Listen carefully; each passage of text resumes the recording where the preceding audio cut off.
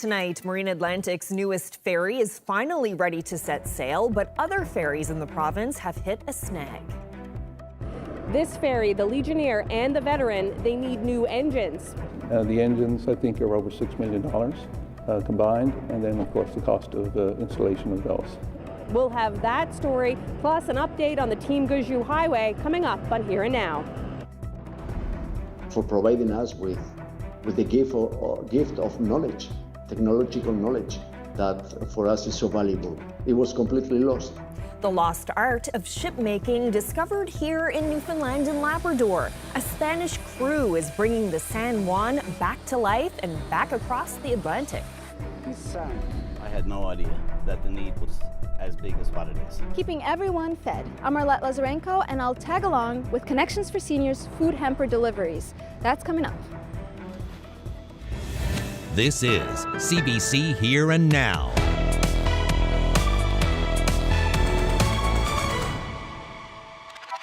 Good evening and welcome to Here and Now. We begin on the West Coast tonight, where there is major flooding on the Trans-Canada Highway.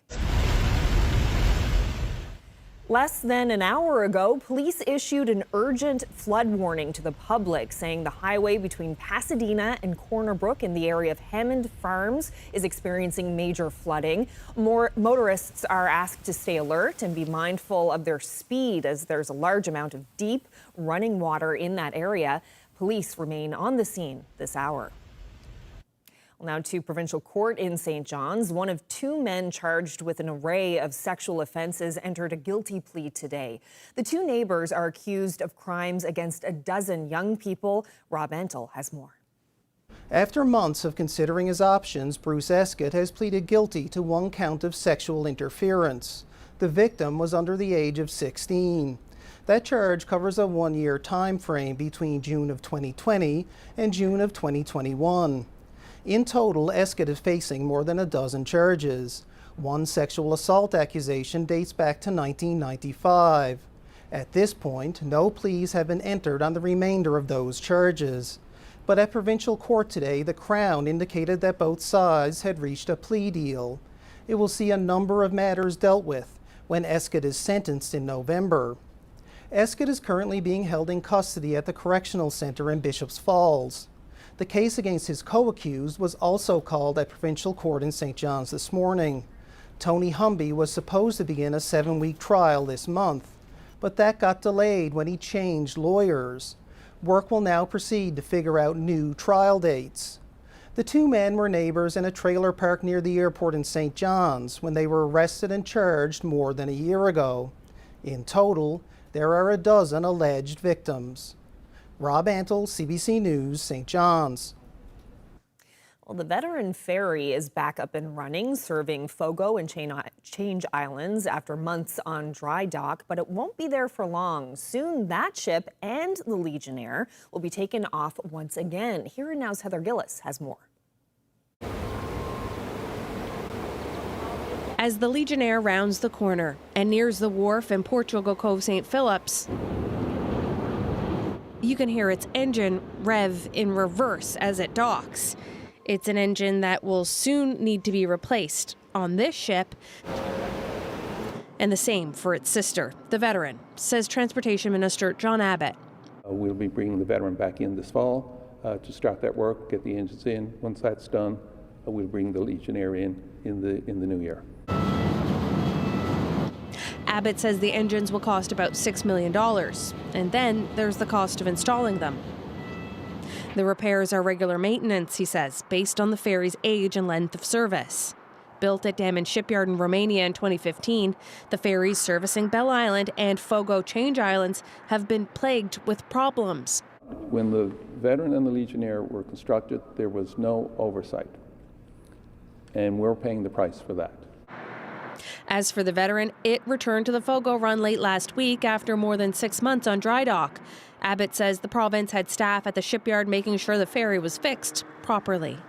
We had two of our senior staff down there every day overseeing all the work to make sure what was done right and what was required. What they discovered just in this instance when it was on dry dock, so many further deficiencies. That's what took time. So once you opened up one cavity, as it were, you had to open another and another. And their systems are, the way it's designed, they're very integrated, and that's what caused the delay. We were somewhere 3 to 4 months, and obviously it was 6, almost 7 months. But with the veteran to be out of service once again, followed by the Legionnaire, Abbott says they're in search for a replacement vessel. Likely they'll lease one for as long as it's needed. Heather Gillis, CBC News, St. John's. Well, after multiple delays, Marine Atlantic's newest ferry will soon make its first official crossing almost a month later than expected. The Aliswinu was sidelined as crews cleaned debris from the fuel and lubrication system. The vessel did a trial run today before returning to North Sydney for tomorrow morning's trip. The regular run from North Sydney to Argentia has been down, and customers were given the option to divert through Port aux Basques. Marine Atlantic says the delay hasn't been ideal for customers. Our main goal during this time with the reduced capacity that we had was to move not only tourists on and off the island, but also commercial traffic. And by moving everybody through Port aux Basques, it was a shorter time frame to move. From a geography perspective, Port aux Basques is closer to North Sydney. So we could do a crossing to North Sydney in 5.5 hours from Port aux Basques for a one-way crossing. That's a 16-hour crossing to Argentia. So we moved a lot of traffic during that time frame. Not ideal for customers who were impacted, but again, we did try to get them on and off the island as quickly as we could. Has compensation for people who have been affected by that, by the change, by these mechanical issues, has it been adequate? Well, what we've done, our policy outlines it's $200 per adult, $100 per child. For a family of 4, for example, doing a round trip, it's about $1,200. So the customer has the option, they can apply it to their booking right now through Port aux Basques, or they could save it for a later date. We've had customers do both, that they've applied it and so that they didn't have to pay for their trip through Port aux Basques. Others want to keep that voucher for a later trip because they may go through Argentia again, and of course that's a longer route that costs more. So it's up to the customer. I'm certain that there's some customers that feel it's not adequate, but again, this is a policy that we've had in place for quite some time. We feel it's fair for the compensation that it is, but again, it's a debate that some people will keep going for quite some time. Well, staying with ships, in a workshop on the coast of Spain, one man's lifelong dream continues to take shape. A 16th century sailing ship is almost complete. It's a replica with close ties to this province. Here Now's Peter Cowan explains the connection. This isn't the easiest way to build a ship, but it's how it was done in the 1500s. In this workshop in the town of Pasea, Spain, they're doing something that Basques haven't done for hundreds of years, and they're trying to be as authentic as possible. So we are recovering traditional tools. We are using the same type of woods like in the past, mostly oak trees from our nearby forests. Building this ship has been Xavier Agote's life work, but it's only possible thanks to research on this side of the Atlantic. The ship he's building is a replica of the one found in the harbor in Red Bay, Labrador, that sank in 1565, when Basque sailors came by the hundreds to hunt whales. When researchers first uncovered the San Juan in the late 1970s, they documented all 3,000 pieces, making a blueprint to follow. Providing us with the gift of knowledge. Technological knowledge that for us is so valuable. It was completely lost. The ship is almost complete, but it doesn't end there. The plan is to sail it back, recreating a cross-Atlantic voyage that the Basques made for decades. Last month, the Canadian delegation came to check out the progress and start to prepare for when it makes the voyage back to Red Bay. The MHA for the area already feels a connection. With the Basque country, I believe, as Labradorians, we share the adventurous spirit, we share the resilience, we share the strong work ethic. We're sea people, and that's what unites us. And when this ship does make it across the Atlantic, it will be a big moment. For me, as someone who grew up in Red Bay and grew up with this site, and I'm sure I echo the sentiments of a lot of people from that community, that we're really looking forward to this, and this is a very exciting project. This is about recreating a piece of history, but it's also about building new relationships. The man who made this replica his life's work says this trip is to say thank you to honor a history that was only recovered thanks to preservation work done in Canada.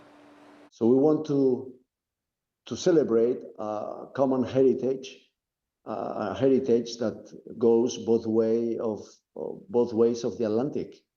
So yeah, I think that's the best way to get to know each other. There's still a lot to do, from braiding the hemp rope to weaving the sails and training a crew. But when the ship does make the voyage, Red Bay will be waiting.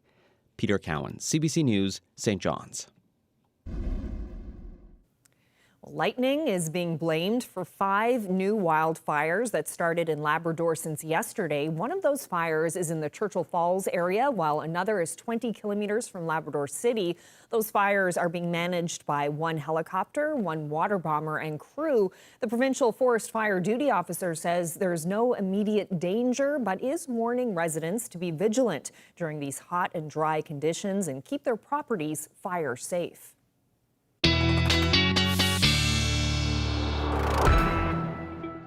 Yeah, so we've been talking about thunderstorms for the past couple of days, and today, yesterday, did they not only spark some forest fires, but today thunderstorms leading to some of that flooding that we showed you a little earlier. Here's a few more photos of the flooding on the TCH between Pasadena and Corner Brook today. Quite dramatic, in fact, for some of them, and it is leading to some washouts. And if you remember, this area of the road was washed out a couple of years back as well. So what's happening right now is quite a bit of rain, anywhere from 40 to 55 millimeters of rain being recorded in some of those personal weather stations that are located in Pasadena. And that happened between 2:30 and 5:30 this afternoon, that significant rainfall. So what we had was a one cell kind of stick around, and you can see that along the highway there, dropping that significant amount of rain. And that has now moved further north. Now, it also it did spark in the last hour or so a severe thunderstorm warning. I do think in the Deer Lake region, I do think that will end, just because it does look like that storm is losing a little bit of steam. Still, watches in place though for Green Bay, White Bay, and then up across parts of Labrador. I'll get into the rest of the forecast when I come back. A bunch of business members saying, yes, I want in, I want a part of this. Some businesses in Lewisporte have teamed up to form a non-profit aimed at increasing the area's tourism potential. We'll have that story tonight on Here and Now.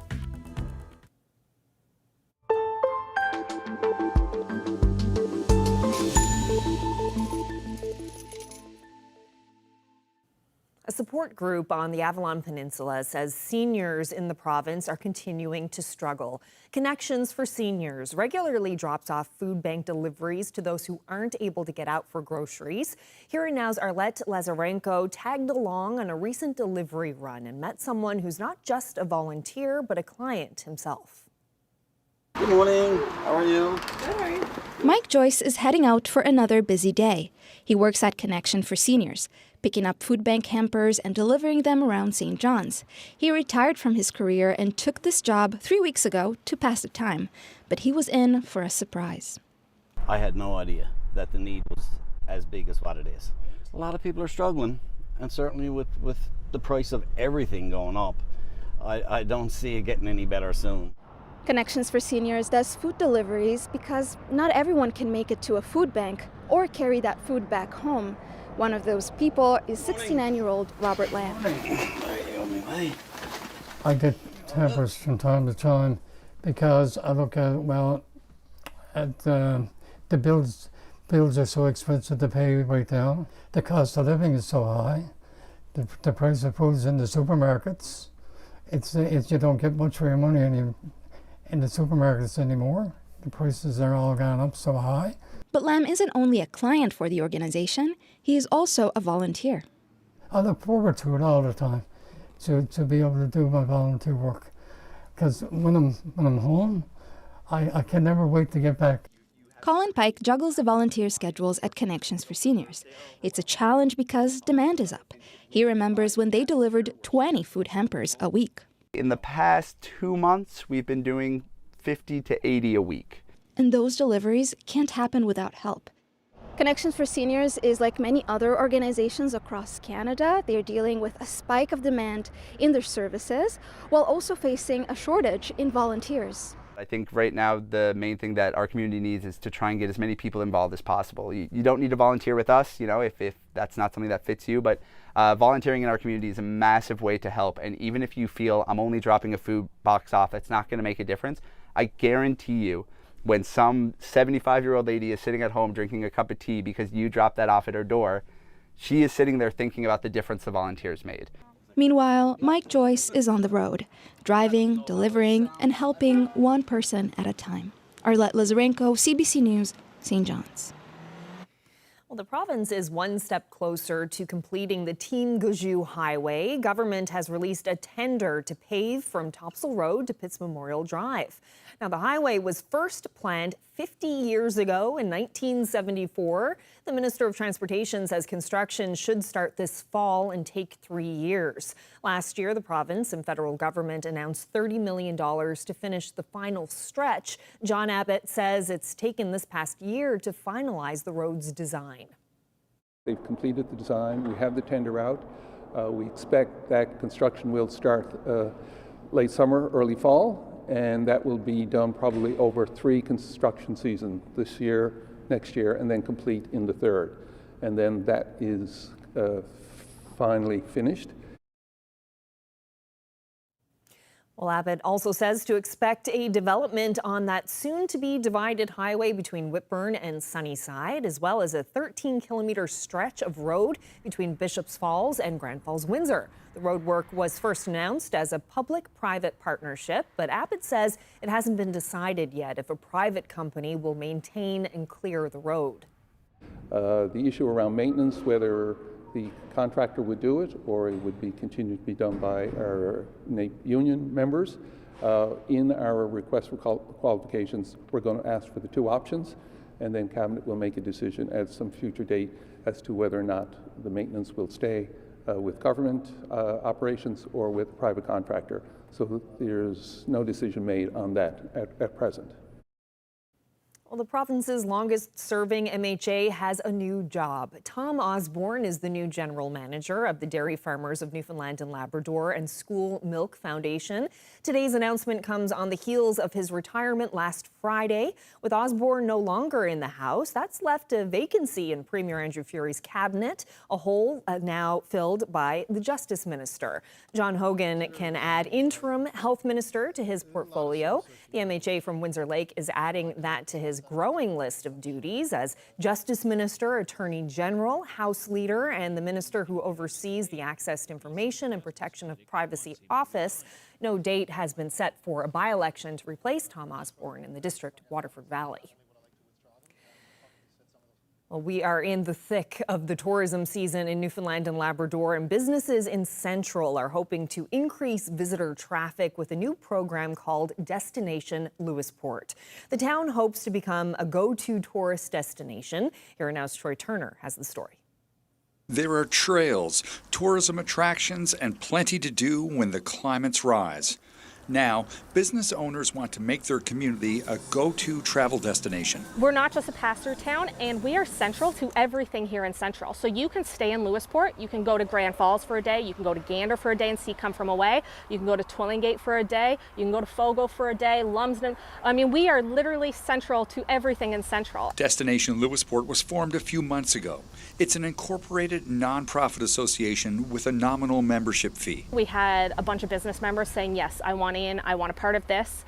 And within a few months, we were hosting regular meetings and we drafted our own constitution. We incorporated our business, and yeah, we're boots on the ground running now with it. The group wants to complement the work currently being done by Town Hall. We understand that they are swamped. The Chamber of Commerce is the same thing. They have all these initiatives on the go and they're doing wonderful with them. And they can't solely focus on tourism only. And all the tourism businesses kind of got together and said, you know what, we can do it with collaboration from the town and with support of the Chamber. We are totally capable here in Lewisporte of having an association that is strictly tourism focused, that can focus on tourism and focus on getting tourists, and not only tourists, like local visitors as well coming from St. John's, the things they need to be able to stay here and know what's in the area. We've got to make sure that what you're looking for. If you're a tourism coming this way, we've got to make sure we've got it here, what you're looking for, whether it's a place to eat, whether it's a place to stay, whether it's a show you want to take in, then we've got to try to create that atmosphere for you. And that's what we're working on right now. There's more opportunity for businesses to work together. And the more we work together, the more we're going to see this economy grow. While Destination Lewisporte feels the possibilities could be endless in tapping into the tourism potential, the next step for this new nonprofit is to develop a brochure and some literature explaining exactly what Lewisporte has to offer. Troy Turner, CBC News, Wolfers Pond, Lewisporte. All these young soccer players are so excited for tonight's historic semifinal game between Canada and Argentina. They know who they're rooting for. Canada! But do they think Canada will actually win? Yes. Maybe.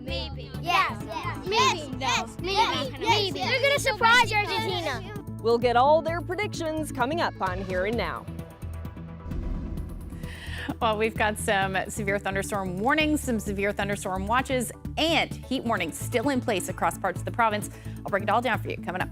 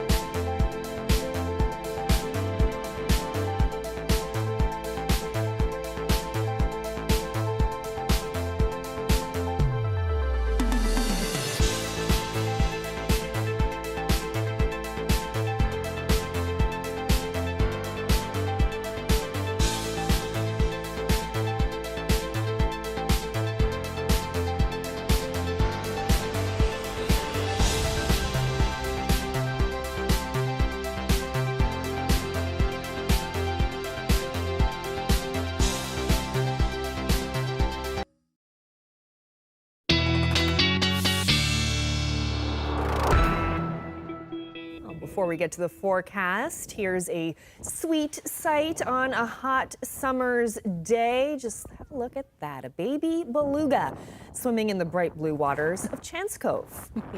Thanks to Marie Upshaw for sharing this video with us. She captured this moment while down at the beach this morning.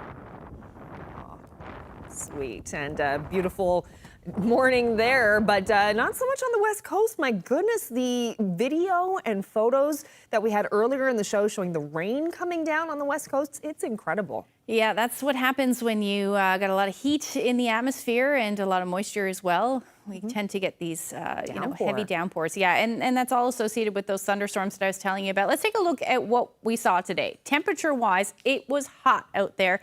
Still hot out there, 26 to 29 degrees.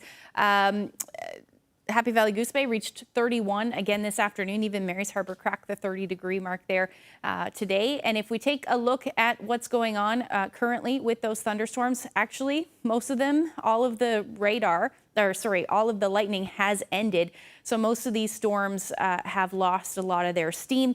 Now, as these move through, though, you still may see some rain associated with that, but I do think that the risk of thunderstorms, there is still a few lightning strikes up across the northern peninsula, but most of these thunderstorms are losing their steam. Now, we do have another area of thunderstorms, a cluster of thunderstorms. You can see the texture on these clouds moving through. Unfortunately, I don't have radar up here, and I also don't have lightning detection in my system, but you certainly are seeing some lightning. So Environment Canada has that severe thunderstorm watch in effect for that area, Eagle River, and the risk of some heavy downpours with that as well. You could be seeing upwards of 25 millimeters an hour falling. And that will continue. That risk of some thunderstorms will continue through midnight. And again, the severe thunderstorm watch and warning still in place. Again, I do think that this will end shortly, but that will be until the next couple of hours, I would say, next hour or so, just the early evening for the most part. But we still have that heat warning in place up across Labrador and for the Green Bay, White Bay area through to Terra Nova at the moment. And that heat warning should end tonight for Labrador, and eventually we will see that end overnight, probably towards tomorrow morning for the along the northeast. As far as temperatures go, you can see they're dropping. Deer Lake down to 22 degrees, still 27 in Gander, feels more like 34. We will see a bit of relief once you see a cooler air mass move through. We'll see a relief from this humidity. It's still 25 degrees, feels more like 30 in St. John's, but definitely much cooler air up across Labrador. Happy Valley Goose Bay down to 20 degrees, but still a bit humid, feels more like 26. As we head through tonight, temperatures definitely cooler for northern Labrador as well as Lab West, single digits. Otherwise, teens the story. Still looking at that risk of some thunderstorms again towards the coast. And as far as the island goes, we're still looking at temperatures between 16 and 19 degrees. So it is going to be fairly mild again tonight, which is why that warning is still in place. That heat warning is still in place. But once we get through that, temperatures tomorrow will be a little cooler. So here's a look at the future tracker. That risk of thunderstorms, like I said, through midnight for most of southeastern portions of the Big Land. And overall, the risk of thunderstorms should end. However, as we get into tomorrow morning, the risk of thunderstorms yet again across the island. We're looking at that likely happening again mid-morning, early afternoon, certainly possible for, again, the Green Bay, White Bay area, parts of the interior, certainly possible, but it is going to be a bit unsettled through the day, and we'll see some showers later on in the day for the Avalon, particularly through the overnight and into Thursday morning. Where are we going? I hope the risk of thunderstorms. There it is. Yeah. So we're looking at, there's the best chance of seeing that risk of thunderstorms. And again, I do think it will be tomorrow, late morning and mid-afternoon. Temperature-wise tomorrow, again, still going to be quite warm, 25 to 26 degrees. In onshore flow, though, your temperatures will be cooler and the winds will pick up late day. They'll be gusting anywhere from 30 to 50 kilometers per hour at the southwest. Temperatures still in the mid-20s, though, through central. Pretty much a carbon copy on the south coast, with the exception of the rain moving through. Much cooler for the west coast. Southwesterlies will be gusting anywhere from 20 to 40 kilometers per hour. If you top out between 20 and 21 degrees, that should be it. Anywhere between 18 and 20 degrees for the northern peninsula, southeastern Labrador, but much cooler up across the coast. You're looking at about 13 degrees in Nain. Still a beautiful day, though, in Happy Valley Goose Bay at 22. We do have that warm air moving right back in. I'll tell you all about it coming up. Thanks, Ashley. Well, history will be made tonight at the Copa America's semi-finals. This is the first time the Canadian men's soccer team has made it this far in the tournament. Tonight, Canada will play the world's top-ranked team, Argentina, and fan favorite Lionel Messi. Canada is ranked 48th, so the odds may not be in its favor, but soccer fans are excited to see the teams face off. I spoke with some young players at a soccer camp today at Fieldian Grounds in St. John's. Big game tonight. What team are you rooting for? Canada! Do you think Canada is going to win? No. Yes. Yes. Maybe. Yes. Maybe. They're going to surprise Argentina. They'll try their best. Messi's selling. The joy's still on. Messi's injured. If Messi doesn't come back in the second half, we might win. Yeah. We've got a chance. And as a soccer coach, soccer fan, how are you feeling about tonight's game? Oh, I'm over the moon. I can't wait to just watch the boys go out and play Argentina for a chance in the final. I think it's going to be a great game, and hopefully the boys do the country well. I think Canada's going to win. Why is that? Because they're good. How big of a deal is it that Canada has made it this far? Really big. I'm really glad they did. I hope Canada wins, but I think Argentina's going to win because they're like the best team in the world, so I can't see Canada beating them. And they already lost 2-0 in the group stage, but they look good, so I hope that they'll win tonight. What do you think their chances are? I'd say about 10% chance. Of winning? Yeah. Oh, that's not so great. Why is it so significant, though, that Canada is playing this game tonight? Because they've never made it to the semifinal before in Copa America. Well, I'm really hoping Canada wins, but Argentina's really, really good. Well, I like professional games because I think it's like it teaches you like how to like pass better and stuff.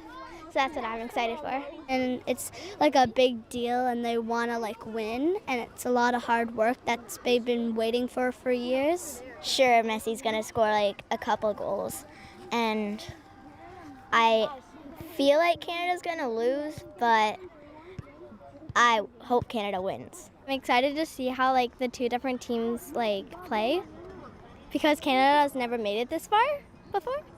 A really important game because it's the first time Canada have ever made it this far in Copa America, and for such a small team like Canada to make it this far in a tournament, it's like a huge deal, so I'm super excited to watch. Have you been following along with this whole tournament?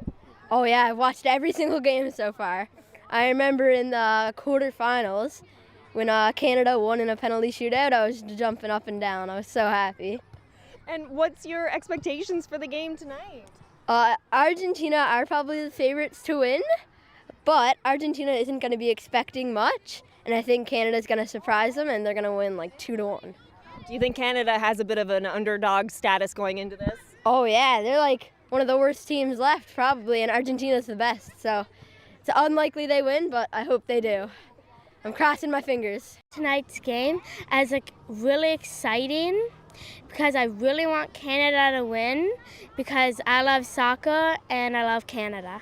What do you love about playing soccer? I love about hanging with my friends and getting to like meet new people and like have fun and exercise and stuff. It's really fun. As a soccer coach, you know, here with all these kids on the field here today, what do you think it means to have Team Canada get this far in the playoffs? What does it mean for soccer as a whole in this province and just people's excitement for the sport? Yeah, it's great. I know when I was a kid, like 10 or 15 years ago, when I was their age, the Canada men's team wasn't very good at all, wasn't really competing in any tournaments. So for them to see the likes of Alphonso Davies and Stefan Eustachio, Jonathan David, all of them play for major clubs in Europe and then compete for Canada at such a high level now against Messi, who some of the kids have Messi on the back of their shirts here, so it's just crazy to see for them. So they have a good team to support. How is soccer doing in the province right now as a sport and in terms of its popularity and the level of interest in soccer? Oh, the game's always growing here. There's more and more youth programs, more and more kids in the youth programs, which is great to see. This year is Fieldian's 125th anniversary, and it's been just under 10 years, I think, of the youth program here, so it's definitely still growing, and hopefully this year celebration for us is going to invite more kids to come out and play. 125 years, that's a huge anniversary. What's planned to celebrate? So our Challenge Cup team is playing a sentimental game here at the grounds on Saturday at 4 p.m. against Paradise. It's our first game here in a while because the pitch isn't really up to standard for Challenge Cup, but made an exception for the anniversary and hoping all the youth teams will come out and all the former Fieldians alumni. There's going to be food trucks, a beer tent, hopefully just a massive gathering of Fieldians, players, coaches, parents, and also any other soccer supporters that want to come, whether it's their first game watching soccer ever or they're always a local fan coming out to games. Staying in Turkey was not the solution, because in Turkey we were not refugees, we were not citizens. We were nothing, we were just visitors. Forced to flee Syria, eventually settling in St. John's, a new Canadian shares what it's like to miss home and begin again someplace else.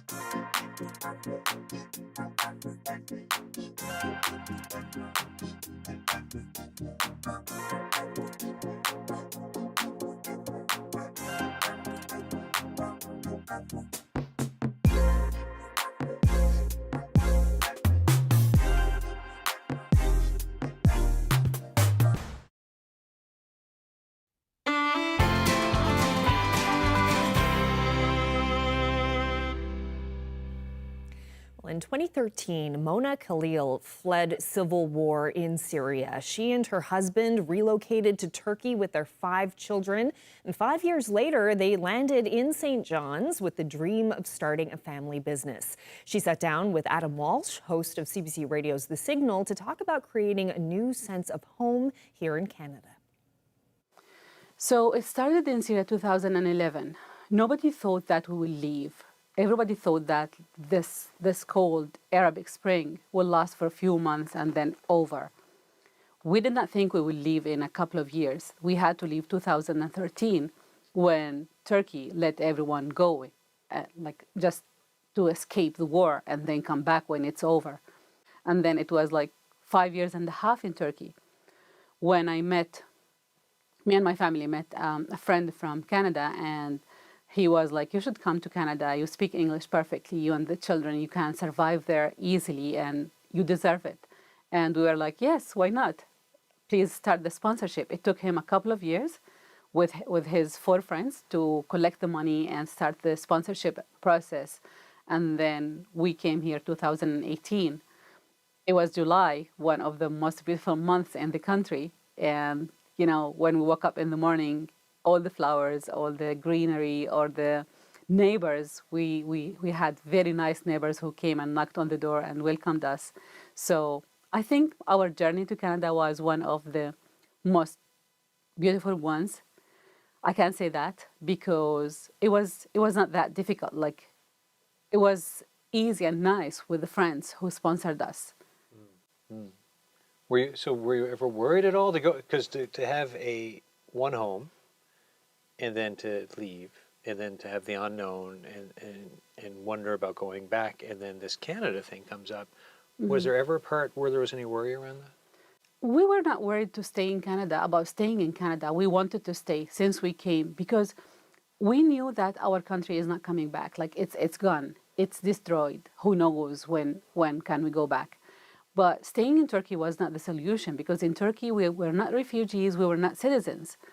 We were nothing. We were just visitors. We'd go at some point.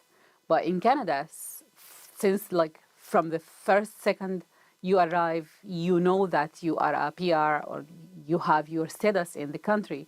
So you feel like, I need to stay. I want to stay, and I love to stay. And that's how we start the citizenship application and everything, so that we can stay. We are not worried about staying. We want to stay. We love it. We are not leaving anyway. I don't think so. For the Syrian community, and to be part of the Syrian community, given what happened and the situation still, what's it like to think back to that previous life from where you are now? We miss home, of course. We miss our country, and we miss the days we were when we used to live together. I miss my relatives and my family and my friends. But the thing now is we can't go back and have the same life. You miss a place and you want to go back to a place that's still the same. Like if you go away from St. John's, let's say for a couple of years, and then you miss St. John's and you come back, but you will find the same buildings in the same place, and you will find the same neighbors that you left in the same place. But like for us now, we go back to Syria. The same cities are not the same. They are destroyed. The same neighbors are not the same because they are displaced and they immigrated different parts of the world. Even some of them passed away. Like the same neighbors I used to have, like they passed away, so I won't find them. It's a big difference now. I can't dream to go back to Syria and find Syria. It's another Syria. It's another country now. It's another place. It's not the same. So that's the way everyone thinks of. So we need to have a home now, because we don't have a home back home now.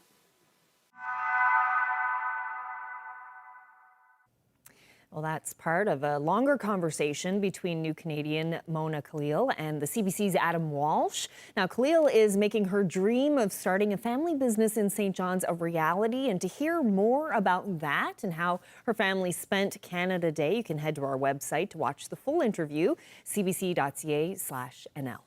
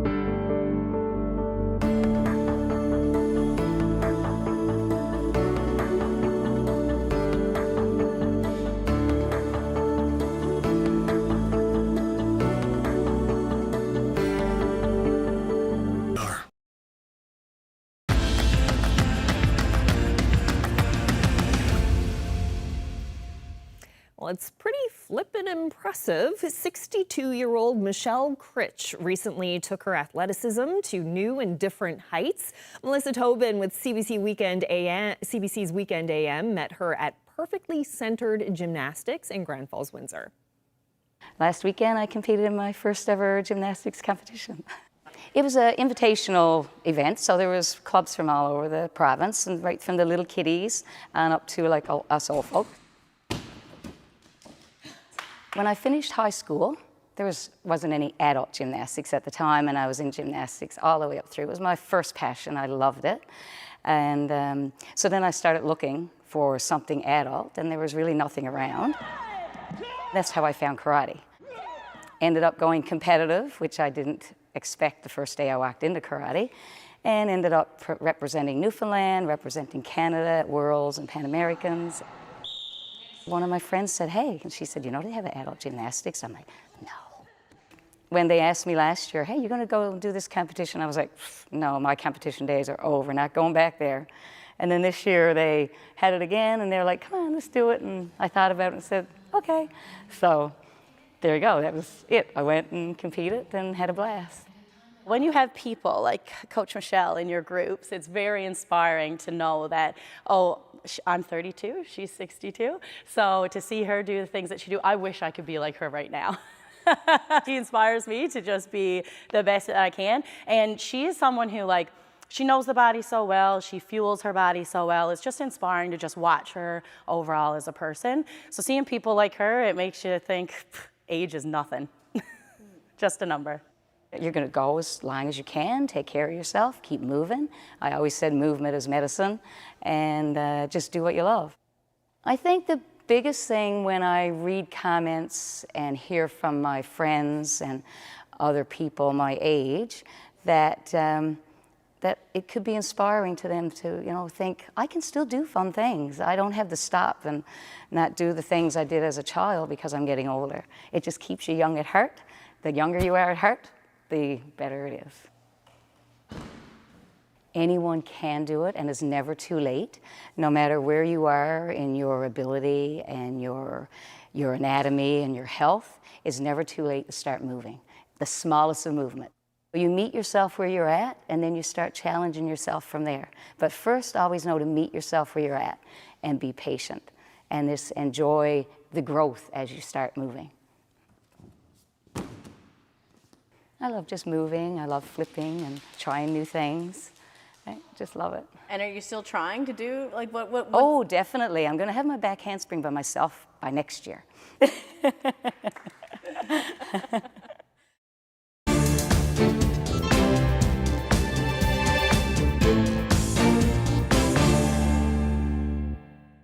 Well, it is a hot day almost everywhere in Canada. Heat warnings and watches are in place across much of the country. This is what summer's about. I mean, we have pretty long, cold winter, so it's kind of nice to have a few months of super hot weather and, you know, get outside and hang out all day. Western Canada saw more than 36 heat records set yesterday. Today, heat and humidity readings will top 40 degrees in several centers. And that's true through central Canada as well. Even the East Coast is unusually hot, with temperatures climbing into the 30s. Environment Canada advises people drink plenty of water, stay in the shade, and pay attention for signs of heat-related illnesses. Stay with us. Ashley will have your local forecast just ahead. Well, check out this time lapse taken earlier today. 3,000 people pulled into port, sailing in through the Narrows to dock in downtown St. John's. Those passengers are aboard the Norwegian Star cruise ship, just one stop along their one-way journey from Reykjavik to New York.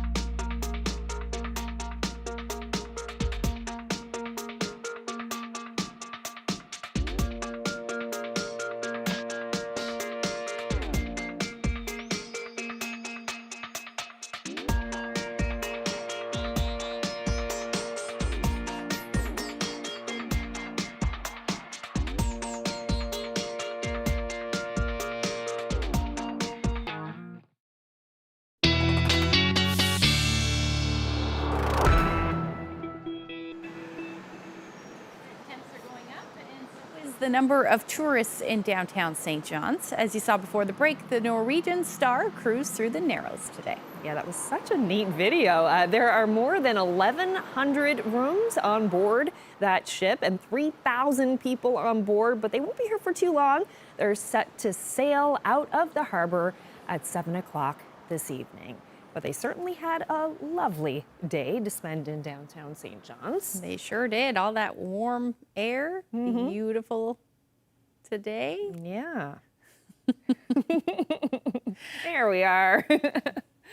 A little glitch there in the system. It's all good. All right, so the weather warnings that were in place, there's been a bit of a change because we had all of the warnings for thunder and thunderstorms. Yeah, so Environment Canada ended all of the severe thunderstorm watches across the island, as well as the heat warnings, and they're still in place across Labrador just because we are seeing some of those thunderstorms. Let's just get right into it. We're still seeing some of those thunderstorms out there in a little bit of a cluster that's affecting southeastern portions of Labrador.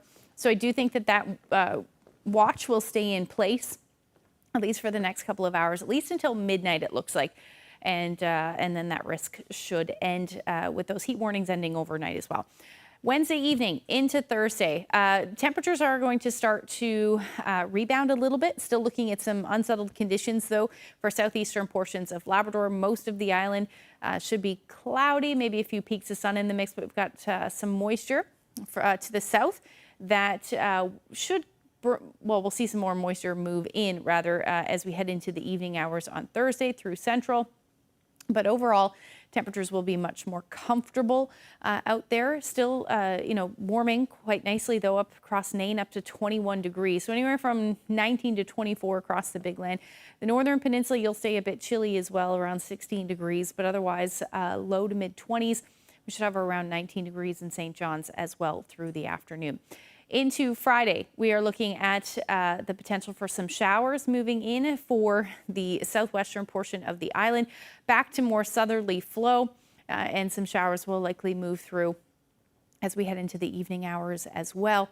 And overall, our daytime highs are going to start to warm up yet again. A little bit more humidity in the atmosphere as well. So anywhere from about 20 to 27 degrees through the day. Up across Labrador, you're looking at temperatures between 21 and 26. So again, return of more of that heat, and you'll feel that humidity in the mix as well. Overall, those temperatures should stick around through Saturday. Again, though, it looks a bit unsettled with the chance of some showers in the mix. Sunday looks okay at this point, but temperatures really going to drop off down to about 17 degrees through the day. So a bit of a roller coaster ride with those temperatures. Overall, central Newfoundland will see temperatures in the mid to upper 20s right through to Sunday. More rain on Saturday, though. And same thing for western Newfoundland with that chance of showers or rain. And even on Sunday, you should see some late day clearing.